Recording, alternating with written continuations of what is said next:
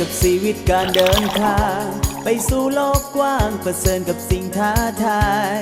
ตามความฝันแล้วมุ่งไปสู่จุดหมายยังมีหลากหลายเรื่องเล่าให้ค้นหามันผู้มีลำเนาป่าเขาทงเพียงแม่น้ำลำเลียงตกตาสูงสันมีศัพท์ในดินสินในน้ำเหล่านั้นบุริยศรัทธาเอาพร้อมกันหักษา